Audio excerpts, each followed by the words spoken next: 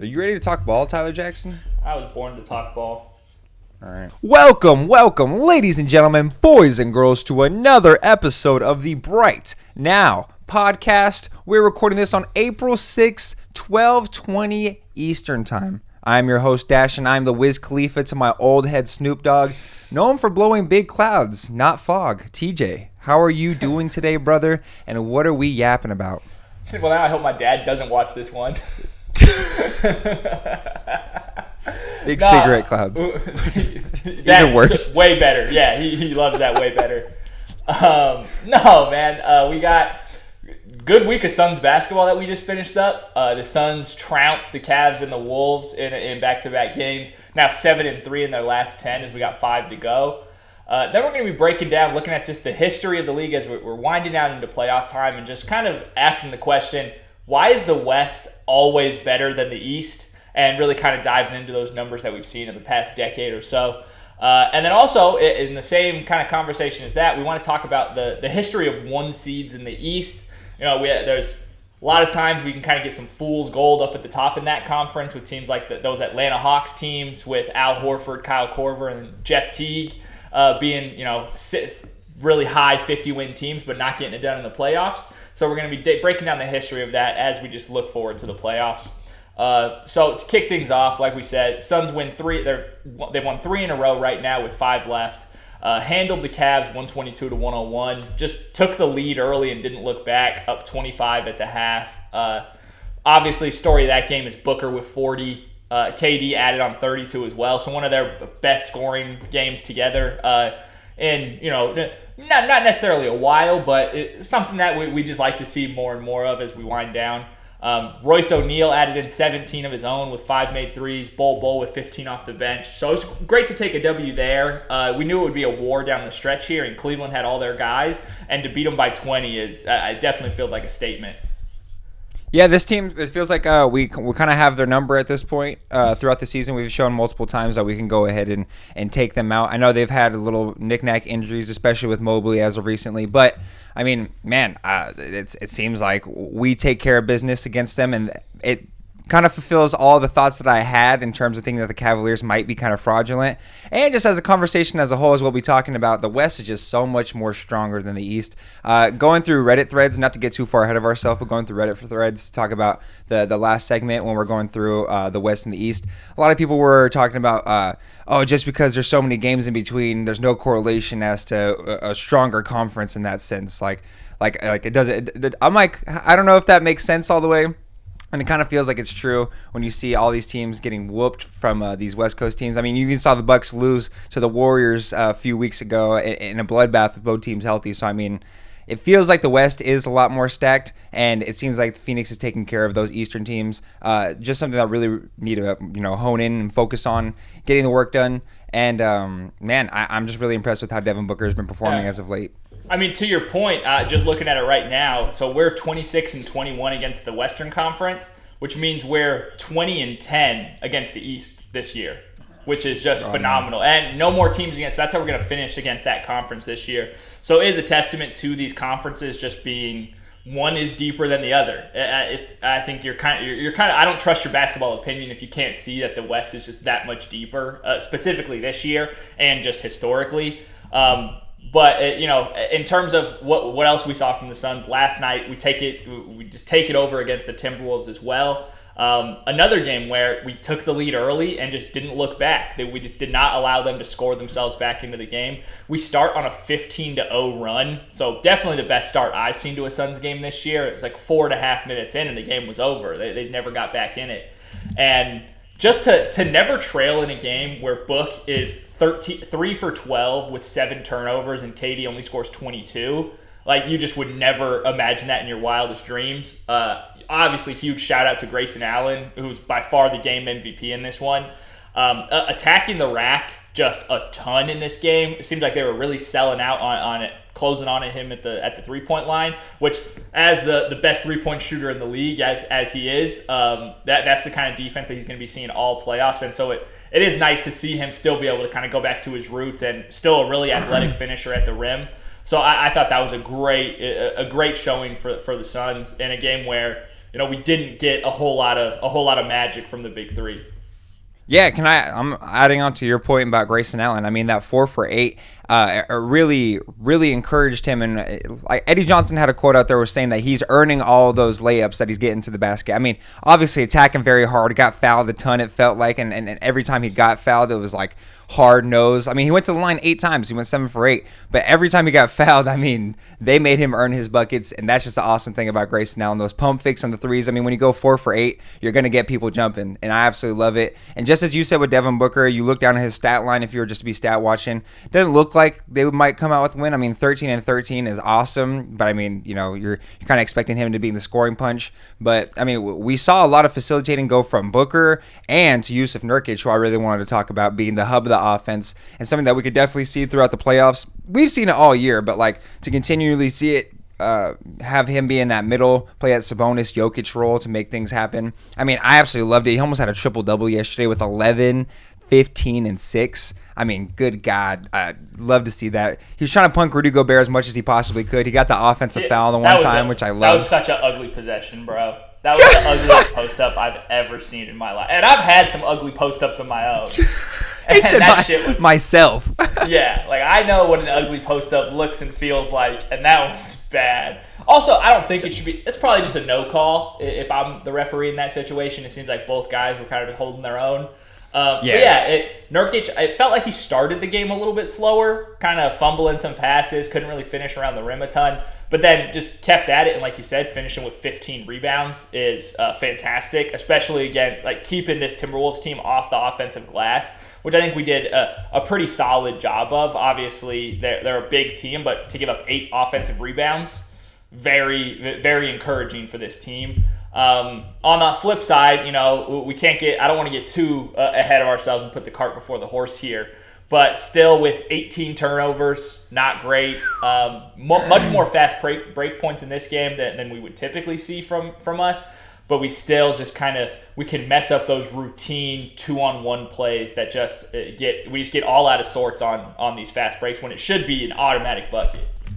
TJ, how ugly did this game get at one point? I think it was the third quarter, right? That we were going back and forth when what feel like just rolling out of bounds, yeah. I think Naz Reid had thrown it at like Ant's feet, completely here, a hard bounce pass at his feet. I mean, it felt like that third quarter accounted for 75% of each team's turnovers. I mean, the Timberwolves finished with fucking 19 themselves. Yeah, no, you're totally right. We had 8 turnovers in that third quarter alone. That's what I'm saying. Definitely on base there. I guess in the second half, and then in the next quarter we had another 2. So what does that put us at? It puts us 10 in the second half, 8 in the first half. Definitely just ugly spurts, and it was something I talked about with the Timberwolves was that they're so used to playing that junk ball style where it's gonna really translate to the playoffs, and this game was very obviously one of those games. I mean, if it 97-87 is a 90s playoff score. So our defense was moving a lot better, but like we said, they're a pretty stagnant offense as is. That shit looks awful. Yeah. Their offense. Yeah, that was ugly. Ant finishing with what? Ant finishes with 17 points as the leading scorer. We better win that game. You know what I mean? Grayson Allen, take his lunch money. I love it. Nah, absolutely. So just little, temperature check with the Suns real quick. I know you said you don't want to make any jinxes or feel a little crazy or anything like that, but if you do look at the standings, TJ, we're currently at that 6th seed with potential to, I don't mean talking crazy, but I mean, we could get that 5th seed if it potentially happened. Teams lose some games. Mavericks don't know how to close out. We win out. We're looking pretty good against these teams that we're taking care of business of. What are you thinking? Looking at those last 10 games where we're 7-3, we're 4th in offense, 12th in defense, 10th in net rating. So definitely climbing up the ranks there. The 4th in offense is the thing that we've been wanting to see all season. Our assist percentage is up from 63% to 71, which is good for 3rd in the league on that stretch. So ahead of the Nuggets as well. We're still 24th in the 4th quarter net rating during that same run. So those parts, but a lot of it has been we've been getting early leads and then they just kind of break down a little bit at the end. Turnovers slightly gotten better there. And then just as a whole on the season, we're a phenomenal shooting team. Like, we can really score the ball. We're fourth in field goal percentage, fifth in three-point percentage, fifth in effective field goal percentage too. So we have the chops to score with anybody. We know the issue is going to be on defense and ball security, but we're in control of our own destiny from here. We're one game up on the Pels with one more to go already. And we're already up 2-0 on the series. So we already have the tiebreaker with the Pelicans. Clippers, they're 4 games up on us, but we have 2 left against them. We would need some extra help to catch them, right? But we can definitely distort that playoff picture, put us within 2 games, and just start to climb up. And then the last one, the last big game is that Kings win would really help hold them off as well. They're nipping on our heels in the standings, just barely ahead of them right now. So we're in control of our own destiny. We still have the same question marks that we've had all year, but the offense is starting to click at a much better way in these last 10 games, even despite that bad game last night against the Timberwolves, where offensively we were not up to our best. All right. Yep. I agree with you there. I mean, shit. If we can find a way to sneak into that 5th seed, I wouldn't be mad. You know, even if we're staying at that 6th seed. I mean, I like our chances, even though they've kind of punked us all year. The OKC Thunder have been fucking dominant. But, man, still, like we talked about, we have no clue who's even going to finish in those top 3 seedings. You got Thunder that are 1 game behind the Nuggets. The Timberwolves and Nuggets are matched up, but the T-Wolves have the tiebreaker. It's just fucking Looney Tunes out here in the Western Conference. No, absolutely. Insane. And so we can't catch the Thunder. Like 5 games left. We're 6 games below right now. But we very well could catch the Clippers if we go 4-1, 5-0 to close this out. Yeah. That would be absolutely huge. Yeah, I think we could do it. All right, well, that's going to wrap up this part of the podcast talking about the Suns. Next up, we're going to be talking about some NBA season awards. Coming up next. God, bro. You act like you're a fucking millennial, and then when it comes to knowing millennial shit, you don't know it. Sorry, brother. And we're back talking about our season awards. I mean, the season's winding down, guys. I don't think these next 5 games are really going to, detest who's going to win which award. I mean, there's one that I'm kind of looking at a little bit. There's one guy that wants to, put his foot in the door, but we'll talk about that right here. So first of all, TJ, for MVP, I got Nikola Jokic. A little boring, I know. 26.5 points a game, 12.5 rebounds, 9 assists, shoots 58% from the field, leads the lead in value over replacement, box plus minus, PER, win shares. I mean, come on. I mean, we've said it since Embiid got hurt that this dude is the MVP. No questions about it. And by the way, we've actually, I don't know if you saw it, TJ, we have people arguing in the comments on some of our shorts, and it's a stupid-ass argument. People say, don't forget that Embiid would be the MVP if he wasn't hurt. I mean, nobody fucking forgot, bro. Yeah. I mean, plus, that's one of Jokic's best abilities is staying healthy. Am I wrong? No, that's part of the availability is the best ability. He's not on the court. Correct. He's not playing 65 games. I don't give a shit if he was really good that first 30 games of the season. He was really good. It was a Wilt. He was. We said on this podcast in our shorts that it was a Wilt Chamberlain level season that he was on. Yes. If he could keep it up, and he couldn't keep it up. He couldn't stay healthy. And it's not my fault. It's not my fault. No, what the fuck?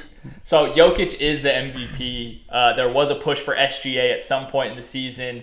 Jason Tatum, you just aren't getting that. Outside of Boston, I don't think anybody actually thinks he's the best player in the league this season. So no I'm with you. Jokic is my MVP as well. Can I hit you with the question, though, TJ? Well, yeah, I want to hit you with you one, too.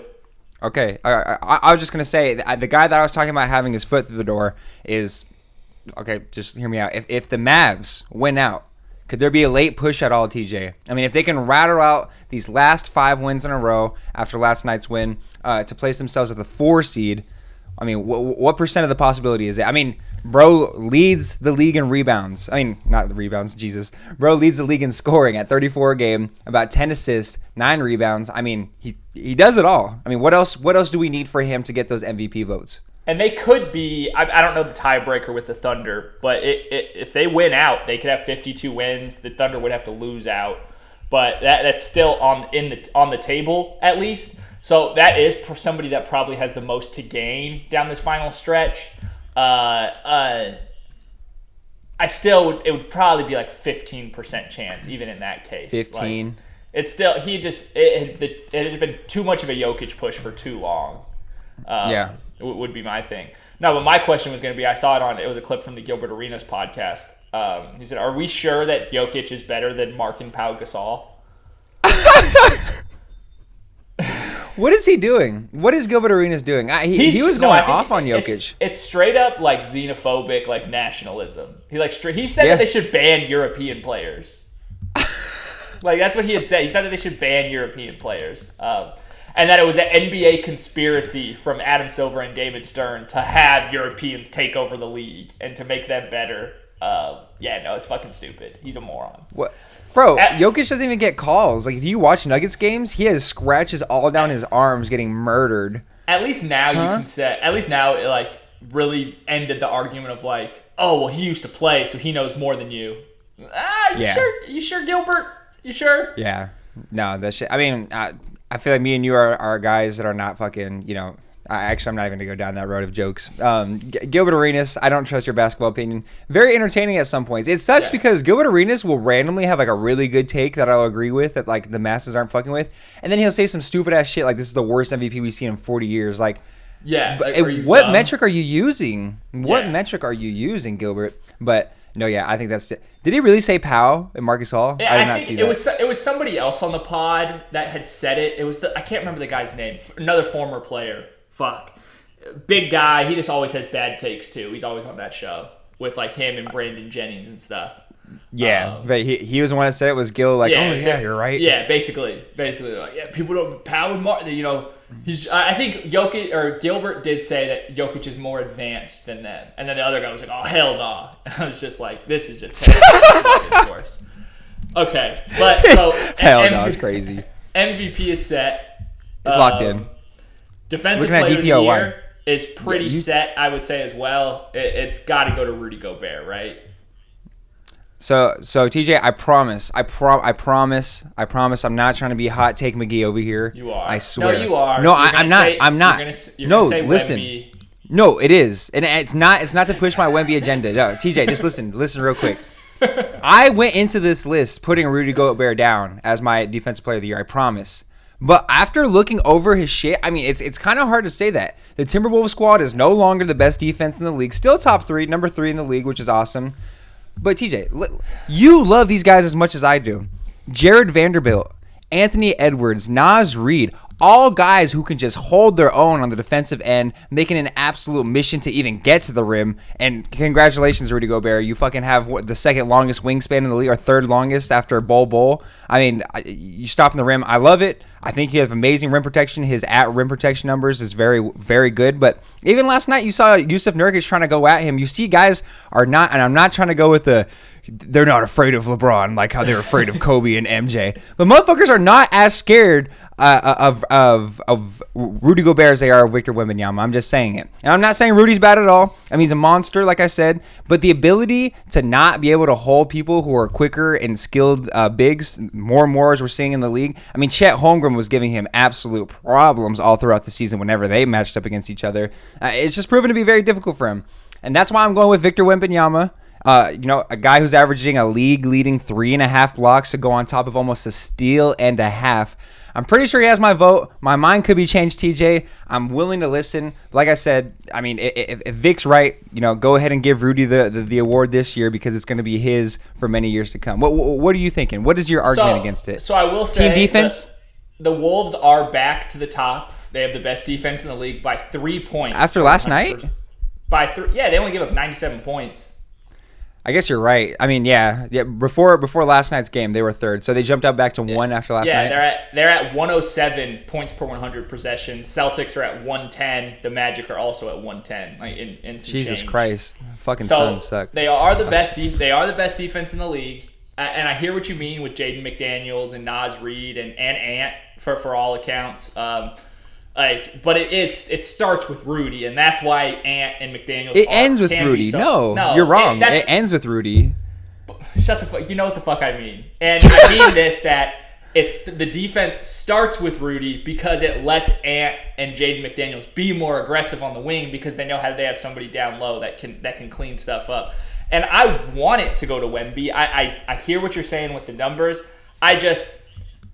your team has to be better on defense as a whole. And I'm not trying to use the wins against him, but it doesn't help that they're at 19 wins right now. That doesn't help them. Some of these awards, it's like, oh, well, it's individual achievement versus team achievement. To me, there has to be some semblance of both, and his defense has to actually be decent, especially if you look at the history of the award. It usually goes to a guy on one of the top defenses in the league. That was what your boy Kenny Beecham had even said to you when you first asked if Wemby could win Rookie of the Year way back when. And so I'm still kind of sticking to that logic in terms of what the voters will actually do. Wemby is the singular probably best defensive player, though, is very fair. And, I'm pretty comfortable saying that. I just still think that, Rudy's going to get the nod over him. Okay. No, I hear you. Like I said, I want to make my push. I really just am enjoying, and I do completely agree with your statement, obviously, that he's the singular best defender in the league, which is crazy as fuck at 20 years old. But, I'm okay with it. It's not a hill that I'll die on. Like I said, I think Vic's quote was dope as fuck. Let's go ahead and give Rudy the award this year. I do think, so this is going to be Rudy's fourth? Yeah, it's his fourth. Yeah, so that puts him in the comment. That's Ben Wallace has 4. I think Dwight only has 3. I think Dikembe has 4. So that it puts him in very rare. But I think he deserves it. He's a very good defender. And I don't know. He is.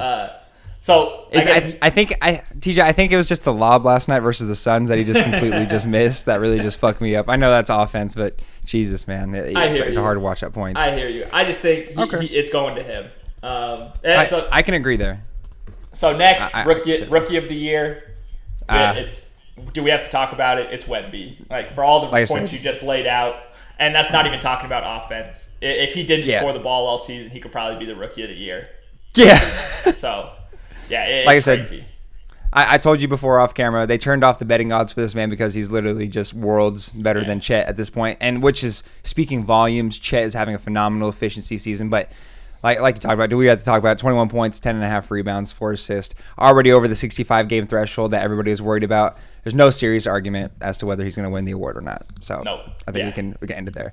All right, 6th man of the year. This is these next 4. We're going to have some disagreements for sure, right? I'm excited. These 4 are the ones. I think for the 6th man of the year, before you say it, I really wanted to pick your guy, but I didn't. I think I know who you went with. Did you think I was going to go with Bogdanovich? Oh, no, I didn't. Is that who you're picking? I did not go with him. That was my guess. I was like, I'm not going with him. My guess was Naz Reid. I went with Naz Reid. I knew it. I knew it. I guess now, since he started so many games since Cat's been out, it seems like he'll still qualify for the award. But he's a huge reason why that. I know we've just made the case for Gobert to be Defensive Player of the Year, but Naz Reid is a part of them being an elite defense when Gobert comes off the floor, when things are switching in and out. Weird. And fuck you. The Timberwolves, the number 1 seed in the West right now, nobody would have saw that coming. I think Naz Reid has been a huge instrumental part of that, and just another guy that just has that real dog energy that feeds off of guys like Ant, and it's just kind of perfect for that team, a perfect kind of counterpart to what they need. Can still stretch the floor and shoot the ball while Cat's gone, helps there, and is a way better defender than he is. So I wanted to go with him. I know there's a push for Malik Monk.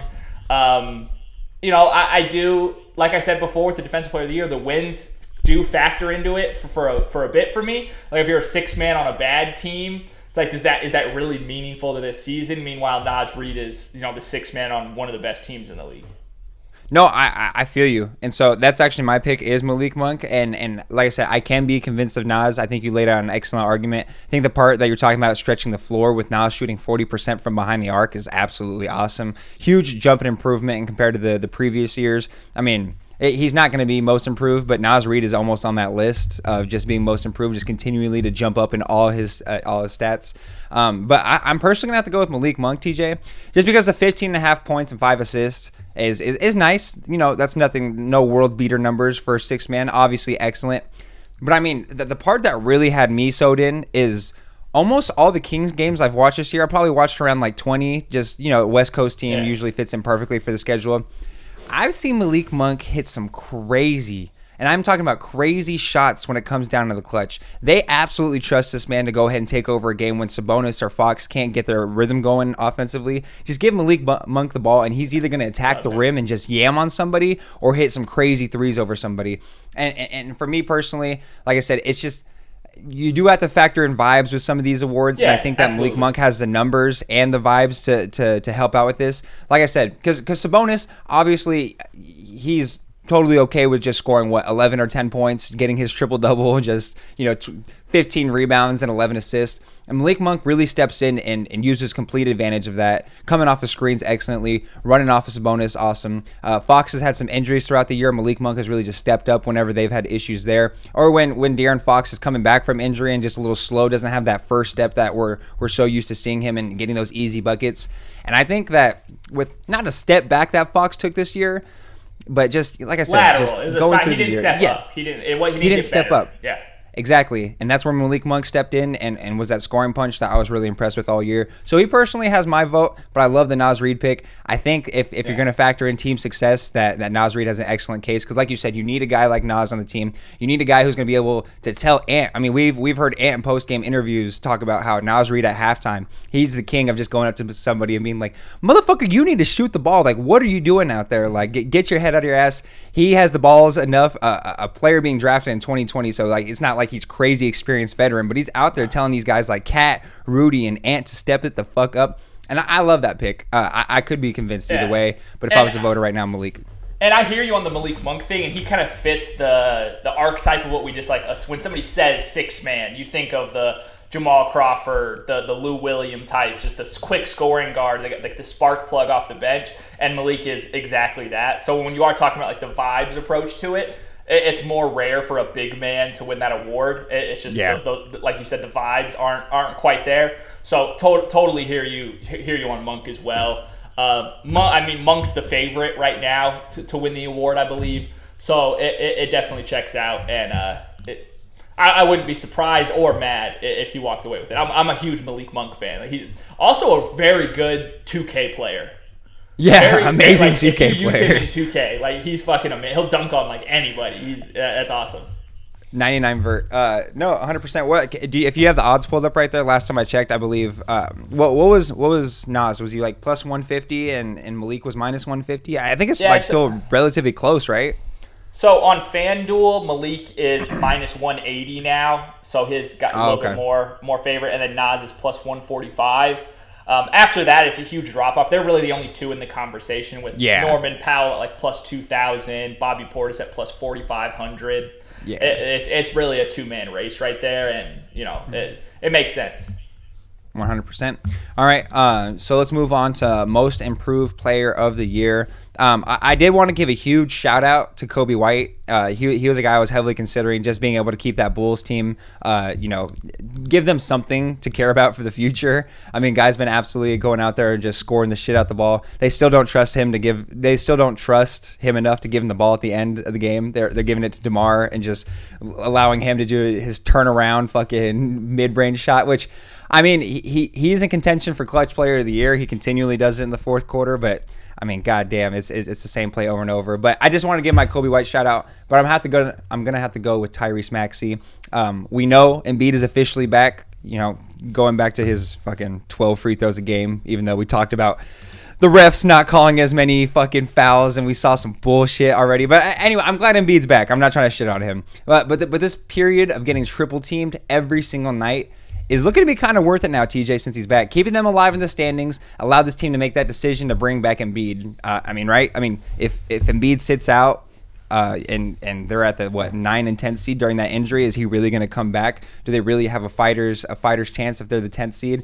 I don't know. He jumped in all of his stats: 5 points per game, 3 assists per game, became an all-star. That's my case, Tyrese Maxey. So Maxey is the favorite.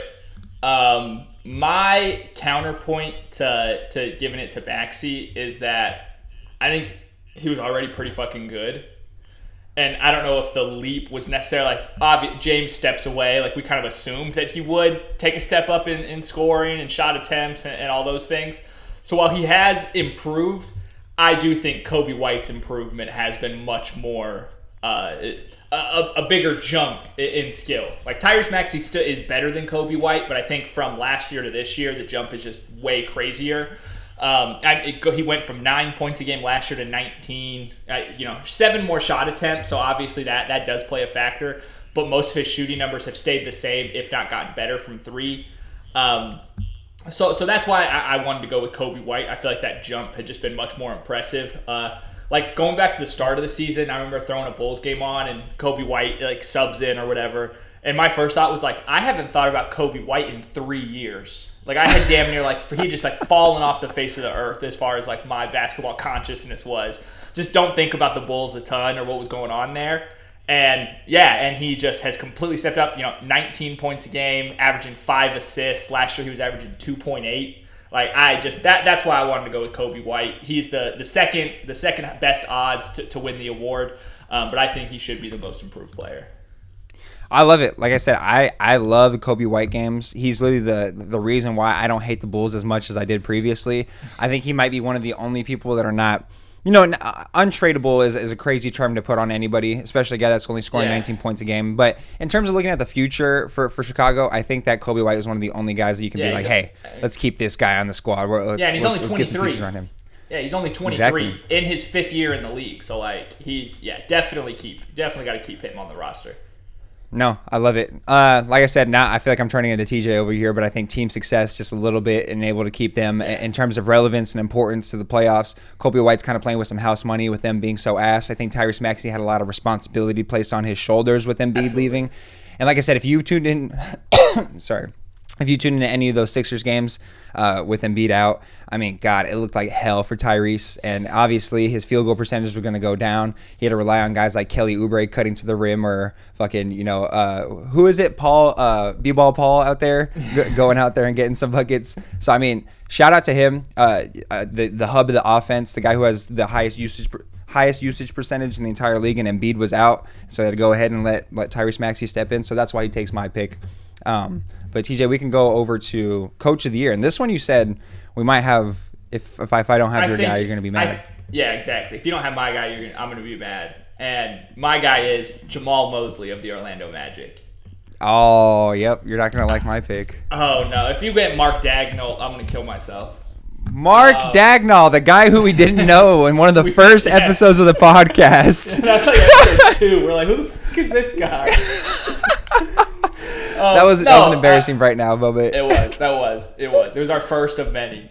No, but the Magic are a 4 seed right now, 45 wins.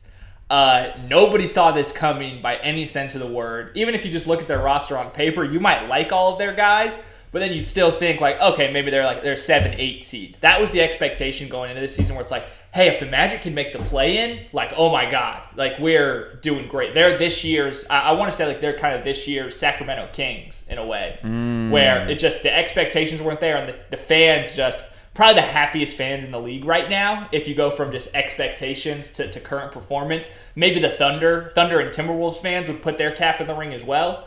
But what Jamal Mosley has gotten with that super young team to defend at such a high level is just a masterful coaching job.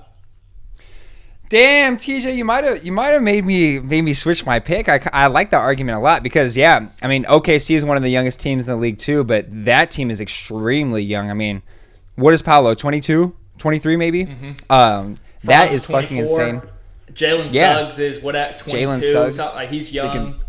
The Gonzaga God. I love seeing the NCAA tournaments and seeing that Jalen Suggs shot. That shit is so cool. Yeah. But no, man, I think you're completely. You might have made me switch my vote. It's just the thing with Coach Mark Dagnall is that this team has been even pretty consistent, even with Shai and Jalen Williams missing out games. They've been able to pull wins out of their ass. And I think that to be able to get a core of guys to like really enjoy being with each other this much and just letting them free roam, I think Dagnall has done an amazing job at that. And me and you have had conversations on the podcast before about how important coaching really is and in what terms is it really important. Man, I love what they're doing in Orlando too. Like I can't be a hater. I think you just have to factor in how hard the West is to win right now and where a lot of our expectations were. I think me and you had them at the bottom of the conference. I mean, not the bottom of the conference, the bottom of the playoff seeding when we did our preseason predictions for the OKC Thunder. And I don't know. I really like that pick. I'm over here trying to think if I should switch it over. I think I'm gonna stick with Coach Mark Daigneault. I think I think Orlando could end up being like a 2 or 3 seed next year, and that's when he'll get his flowers. Yeah, no, that makes sense. And yeah, if you're talking like, the Thunder have just been better than the Magic this year and are just as young, and playing just a very kind of an odd roster construction with not a whole lot of size, and to compete this long with a young team. And to be really gearing up for like a Western Conference Finals run, if not going all the way. So I definitely hear where you're coming from, and the case is, clear as day. Other guys like Chris Finch, I think his name should be brought up in the conversation. Some people will say like Spoelstra always should. Yeah. The only reason you don't say Joe Mazzulla is because every Celtics fan I know, and I guess just in the media, Celtics fans hate Joe Mazzulla. So yeah, it just kind of ruins it for everybody else. Like make the case where they can't even make the case for their own guy. So I think that seems to be the race right now. Maybe Tom Thibodeau is going to get some votes too. He might finish top 5 in voting, but you know what I mean. Yeah. We can see Tom Thibodeau already got his, and I think his legacy might be tarnished after the D Rose injuries to this day. So always, we'll see. It always will be. It always will be. I like the Chris Finch pick. I think it's interesting how receptive that Timberwolves team is to Chris Finch. And maybe this is just me being fucking looking at the optics. Chris Finch doesn't look like a hooper. I'll just say that, just as flat out. It doesn't look like a guy that, especially with former NBA players being so prominent in the coaching department at the moment. It's just interesting to see how receptive and how much Ant looks over towards the bench to go like ask for like, man, coach, what are you trying to do right here? Blah, blah, blah. Something you don't see with Frank Vogel whatsoever. A guy who's in zero consideration for coach of the year. Never should be. He's probably won it before, hasn't he, with those Pacers teams? He might have won it before with the top defenses over there in Indiana. We're gonna get a fact check on that. Fact check. Did Joe from Practical Jokers, did he win a Coach of the Year award? I looked up. What is it looking? Frank Vogel, Coach of the Year, and the first thing that popped up is a Reddit thread from when he was the Lakers coach, and it says, "Anyone feel bad for Frank Vogel?" I'm gonna take that as a no. But as you're looking that up right there, never. And never won a Coach of the Year. Probably not going to. Probably not going to. All right, and then our last award right here, we're gonna look at the Clutch Player of the Year award, and that's gonna be. Like I said, purely vibes here. Seeing him hit some crazy mid-range shots towards the end of the game. Absolutely hype up a whole crowd in fourth quarters over and over. Maybe it's just because of the crowd aspect, because they pack out the big-ass arena. But it's going to go to my guy, the guy that you hate that I ride for, Jalen Brunson. Hey, he was my preseason pick. I hope you remember. He? Brunson was my preseason pick. He was. I do remember that. Pick. Yes. Yeah, now you've gone full circle and fucking Jalen Brunson hater. You think he should be an All-NBA player, dickhead. He's the real fake wannabe all-star. Oh, my God. Thank you, Wally Zerbiak. Who's your Clutch Player of the Year? I did this one just to piss you off. Damian Lillard. Oh, my goodness. If you look at the clutch stats, he's iced so many games for them. He has the game winners, has just the vibes part of it. But last 5 minutes of a game, it is still Dame time if he's on the floor. He is the most. You're still stuck in 2010s, bro. You were thinking Dame, Steph, and DeMar, huh? You fucking 2010s. Actually, that is probably gonna. Those guys are all gonna get top 5. They're all gonna finish top 5 in the award. By the way, Steph leads the league in fourth quarter scoring. I'm pretty sure, and DeMar is probably gonna win it, and Damian Lillard is probably going to get top 5 voting. So you just kind of worked it. You just proved yourself as not a ball knower. No, I know. I'm saying that's how the league is going. It's going purely off of the numbers, and I think this should be a vibes award. We've talked about it before. Is it just whatever your best clutch numbers are? Like I said, when I watch the game, Damian Lillard, obviously, I'm not going to take anything away from him. He's a hooper, especially in that fourth quarter. But I've also seen fourth quarters where he's jacking up threes and they just don't go in. So maybe that's on me. Maybe my eye test isn't lining up with the numbers correctly, but I don't know. I still think the Giannis go downhill spin move and dunk on somebody in the fourth quarter is still pretty cool to have in the bag at the end of games. Good offense. pretty effective, fairly effective. But that's going to be our awards for the 2023-2024 NBA season. Let us know what we did wrong, what we got right. But we're going to end this segment, and we're going to go into a little bit of conference history, something that TJ was talking about at the beginning of the pod. Let's see, what's up with the conferences? Remember when J. Cole said that some dudes make millions and other dudes make memes, and then in back-to-back diss tracks, he literally says the word meme in it? All right, and we're back talking about the conference history, but I just wanted to hit you guys with a little something, random thought I had. We call him Benjamin Thoughts with Dash, and it's this, TJ. This is my prediction. Lonzo Ball will have a Sean Livingston type of impact with Wemby when he comes back from injury. The Spurs get him for cheap, an amazing lob threat guy, a guy who can stretch out the floor, a guy who come back from a crazy injury, just come in and be on a winning team. I think Coach Popovich is smart enough that Spurs organization is okay with picking up somebody of that level. TJ, how amazing would it be, even if we got 70% version of what we saw from Lonzo Ball, to be with Victor Wembanyama? Dude, He's only 26. I thought Lonzo coming into the league was like the next Magic Johnson. So yes. I'm on board for that 110%. I do think that passing, that I'm surprised nobody had said. I haven't heard that before. I'm actually because that just makes too much sense. It makes more sense than Trae Young, in my opinion. It does. Makes it does, way more 100%. sense. And like just the defensive aspect, the playmaking, it's just the health is a huge concern.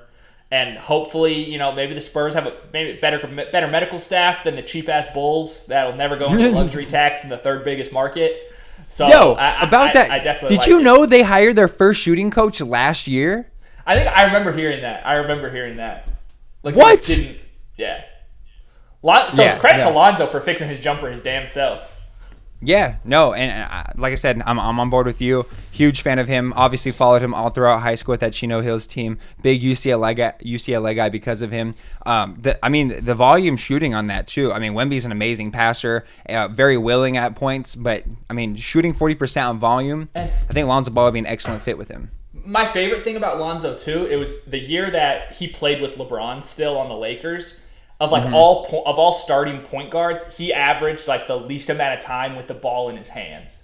He brings the ball up the court and pushes it and initiates offense, and he does his job very well. Which it's just crazy that him and LaMelo are even really related, because from like a basketball IQ standpoint, they're on different worlds.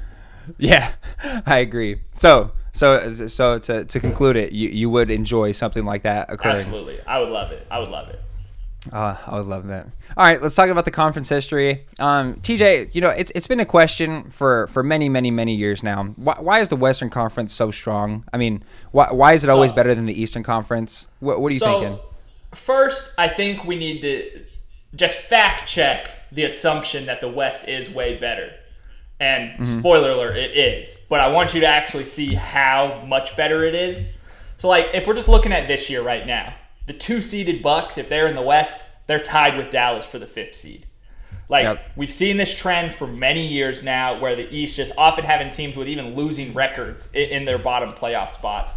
So going back the last 10 years to the 13-14 season, since then, the East has had 5 teams with losing records make the playoff, with only 1 in the West over that same span. Consistently, the bottom West team's record, like the 8 seed, would be a top 5 seed in the East. Looking back in 13 and 14, where we start this sample, the 8 seed Mavericks would have been the 3 seed in the East. That same year, the Suns missed the playoffs with 48 wins and would have been tied for the 3rd seed in the East. So while we do think the East is just much more bottom heavy, like we've always known, and so you almost want to say, oh, that means the West is just going to eat itself. But really, the West just eats the East when they play those guys. We talk about the Suns' record against the East this year, 20-10, is just dominance. Even more so when you think of, okay, well, what about the top heavy? I'm sure the East has had much more teams at the top with 60-win seasons. Since 13-14, the East has had 3 60-win teams. The West has had 8. And in some of those seasons, you've had multiple teams with 60 wins, with the Rockets and the Spurs. There's also they also had a ton of teams like the Thunder in 15-16, I believe, had 59 wins, while the Spurs had 60-some. On the flip side, the teams with 20 or less wins since then, the East has had 11, with another 3 this year potentially. So it could be 14 depending on how some of those teams. I think the Hornets are 1 win off from 20. Same span, the West has only had 7, with 1 potentially this year with the Spurs, which could still win, a couple more games. So it's very clearly the West has just been better top to bottom. They've won 7 of the last 10 titles during that span as well. So it's just very interesting to me to see how that's flipped around. And one more part, I know it's kind of a long tangent, but one interesting thing was that there are multiple teams that are on both sides of the spectrum there that have had less than 20 and more than 60. Like the Suns have done it in that span. The Rockets, the Spurs, and the Bucks have all done that. So it's also, we've seen more teams in the West kind of go from the bottom and make it all the way back up to the top, or vice versa in that span. So it's just... There's class mobility in the West. Class mobility, exactly, you're saying. Exactly. Meanwhile, the East is just kind of stays a lot more pat. Obviously, the Bucks had done it, but the Celtics never got quite that bad, despite, winning 60 games and all those sort of things. So as far as a theory for this, the best one that I've ever heard is that, like, eventually the West had just kind of gotten better through the draft and kind of luck to a certain extent. And then after that, better teams are just missing the playoffs, getting better draft picks rather than, to be a 6 seed in the East, but you're like, dude, we suck. We're not going to win a title. Meanwhile, the 9 seed in the West is like, hey, if we just add a couple more pieces, we can really compete. So I think that's just like the best theory for it. But I don't know what kind of your thoughts are. I know I threw a bunch of numbers at you. I think the best thing that I got out of that speech was, like, I think what you mean about that middle of the pack, the no man's land. I think the East is kind of notorious for having a ton of teams like that throughout its history. I mean, you even look at this year. I mean, the Indiana Pacers have been trying their best, to add Pascal Siakam to get a little bit more depth to make them better, but they're still kind of that no man's land section. You look at the Bulls, you look at the Hawks, you look at the Nets. Those are teams that have, or even Toronto. I mean, Toronto's finally made some moves to blow it up a little bit. But we've had seasons where we're just a little confused about their future. They're obviously not title contenders. They're obviously not at the bottom getting amazing draft lottery picks. It's just a little confusing to see where they're at. And I think exactly what you mean. You even look at last year with Kyrie and Luka being out of the playoffs. They get Derek Lively, a team that was already on top of the world, could be any team in a 1-game series. You know what I mean? Maybe not a 4-game series, obviously, but that team is extremely talented, and to add on Derek Lively onto a team that was already capable of getting a big win over somebody, it just makes them so much better. And I think you're absolutely right with that theory. I also want to add on in terms of strength of just all time. I mean, we even look at that all-time Warriors team, the team that won 70 games. I mean, you look at the second seed, and it was a 67-win Spurs team with Kawhi Leonard. You look at that, you go down a little bit. It's that James Harden team absolutely putting in work, getting wins. I mean, this is just historically what we've seen over and over. And if you even want to go back a little bit further, I was trying to see what was like the strongest Western Conference of all time. And I had to pick. You might agree a little bit, TJ. I know we were young, but the 2008 season in the Western Conference looked borderline unfuckable with. I mean, you got Kobe and Powell at the top, MVP level Chris Paul with the Hornets, the mid-2000s Spurs, which says enough, the sneaky good Jazz team with Darren Williams, AK-47, Carlos Boozer, T-Mac and Yao on the Rockets, 7 seconds or less Suns, Dirk and the Mavs, the Melo, Iverson Nuggets, with the 48-win team Warriors just falling out in the playoff race in the 9th seed. And then, you got the fucking 37-win Hawks in the 8th seed in the East. So it's just completely evident that the Western Conference is a lot stronger. Yeah, absolutely. And outside of, like, the logic with the draft, like, I have one kind of weird theory, but it works backwards in the league because if you look at, like, college sports, the East Coast just dominates the West Coast in college sports. And my working theory on that has been, like, if you're at Duke versus you're at UCLA, it's winter, it's November, and you have the option to either there's less options for distractions in Durham, North Carolina. It's cold as shit. I'm just gonna go to the gym and work on my game. I'm at UCLA. I'm gonna go down to the beach and go pick up some girls and hang out in the sun and just like have a fun time. And so that part changes it. And so maybe it works in the NBA. It works a little differently because more players just want to go to the West. They got all the time in the world to work on their game and still be able to go to the beach. They're not, dealing with class or any other bullshit. So maybe that's a part of it too. There's just a bigger free agency draw to the West. Yep. We always hear about the Knicks being some premier market or the Bulls, and nobody ever really signs there. Truth be told, cold as shit. In our it's lifetime, cold as fuck. Nobody wants to live there. Somebody made a funny joke the other day that was like, why does Miami not win every championship? Like, why is every sports team just not in Miami anyway? Like, is that where they all want to be? You're a grown man. You could pick where you live. Like, yes, you could pick wherever the fuck you want to go. So I think that might be a part of it too, guys wanting to go to the West. And in the East, those years, it like we're going to talk about the 1 seeds in the East in a bit here. But part of it that screwed the East is LeBron. Nobody had any hope. He could have finished as whatever seed he wanted. He was going to the finals during that 8-year run. So that's another huge factor that I think can kind of get lost in terms of that, where LeBron just dominated the conference and didn't leave much for anybody else. Yeah, no, I think you're right. And going into speaking on LeBron and the Eastern Conference, I mean, the team that we've seen in the last, 10 years, last decade, or maybe 11 years, the 2013 Heat, they were the 1 seed in the East, and they had the biggest in between the 1 and 2 seed gap, which is 12 games. I mean, that Heat team actually came in and just dominated. I mean, everybody knew that was LeBron's probably best year in terms of IQ and athleticism meshing together, right? I think so.